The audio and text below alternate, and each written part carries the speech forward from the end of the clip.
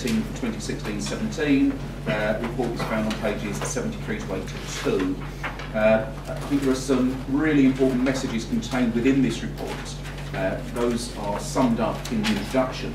I'll just briefly summarise them. A 1% reduction in social rents year on year for 4 years from April 1st. The introduction of pay to stay, or the tenant tax, from 2017-18, and the disposal of high value properties. If we start with the 1% cut, fewer than half of our 10,000 or so tenants will receive this cut. Those on housing benefit, of course, will not see any difference. But the effects of the 1% cut for each of the next 4 years will hit every one of our tenants, whether they receive the reduction or not. It takes £15 million out of our business plan for those 4 years, meaning that we've now had to build in delays to our improvements and building programmes, delays that will undoubtedly hit local people. Moving on, I think everybody knows that there is a shortage in affordable 3 and 4 bedroom properties in Thurrock, and that plenty of people on our waiting lists are waiting for a larger home.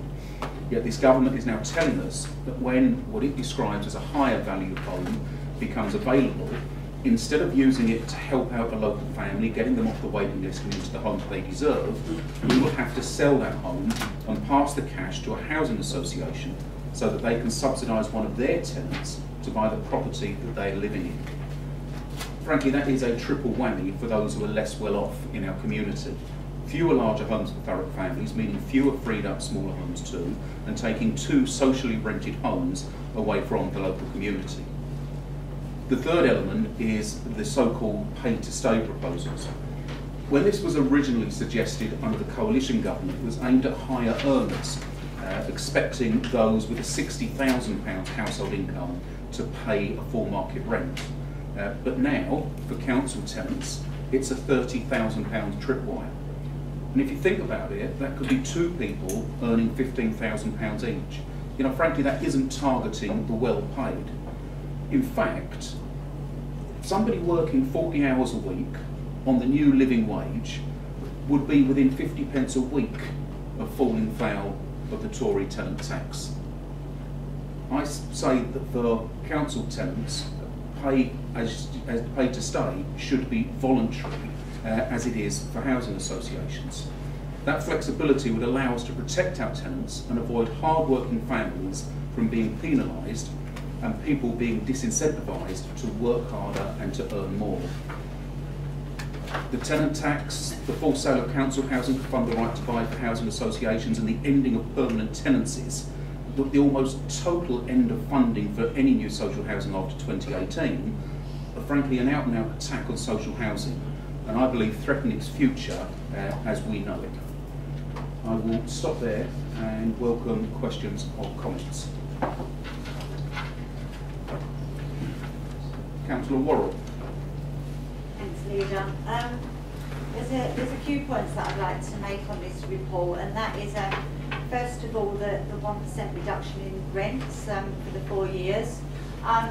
We've had little bits of information coming through over the last few weeks, and last week we had a bit of a surprise when we was told that not everybody, we wouldn't have to put all of the rents up. We was allowed to put rents up by for sheltered housing. So in effect, the government was saying you've got to put everybody else's rent down by 1%, but you can increase the rents in sheltered housing. We've done the figures. This saves us about £90,000. 900,000, Richard? Yeah. Yeah. And we just didn't feel that it was worth doing that to our residents, no matter what this government said.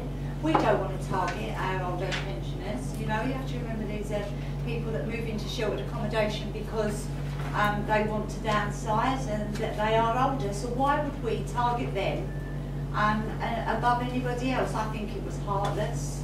It wasn't well thought through. And when we pointed this out to them last week, they said, oh, okay then, yeah, that's interesting, we'll take that back, because we hadn't thought about it as penalising old age pensioners. So I think I don't know why the DCLG didn't think of that. So I'd like to point out that whilst the government says we can put up sheltered housing rents, here in Thurrock we've made a decision to not do that. So the next thing that I wanted to talk about was we agreed that we would apply and go to the DCLG and apply for the exemption. We have met with the DCLG. Our officers went there last week. They were well prepared for this meeting. We've done lots of work. You know, it's been to cabinet several times. I've taken it to council. We had agreement that we would apply for the DCLG. We were well prepared, and they had no answers for us. What we do know is that councils will need to show significant financial pressures to qualify for any exemption. There will be a very small pot, and it will be very difficult to be able to get hold of it. There was no clarity on how much, how long, when, where, how, why. You know, they had no answers about the exemption. All they have said is we can expect a newsletter soon to tell us how we can apply, which is frankly not good enough when we need to be sorting our finances out for that. And John, I just have to finish on the pay to stay. I agree with you. Asking families, you know, hard-working families, to be able to put their rents up to the private sector rents, and again we don't know. We've got to collect this money. We don't get to keep this money. We've got to give it straight back to central government. Yet we've got to employ the new staff. We're the ones that have got to monitor it. We're the ones that have got to make sure people. And again, it's being rushed through, but we don't know when, how, when, you know. And it's all a little bit of a mess. But it's all of these are being rushed through. So that's all I can say is that it's a difficult time. Lynn, thank you. Councillor Gerard Rice. Thank you, Leader.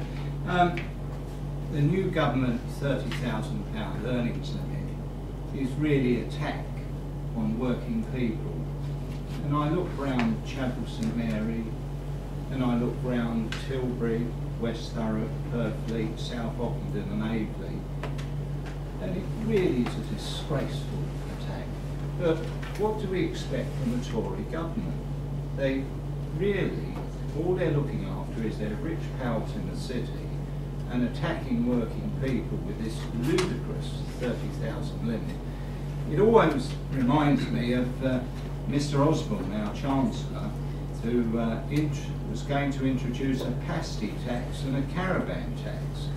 And look how quickly he took those away. So we can only hope that if enough pressure is brought to bear, not only by the local authority, but perhaps if we get our tenants involved, all writing to Mr Camden at 10 Downing Street, perhaps if he had 25,000 letters, he might take some notice of people. Gerard, thank you. Any further questions or comments? No. In which case I will move recommendations 1.1 to 1.6. Do we all agree? Agreed. Thank you.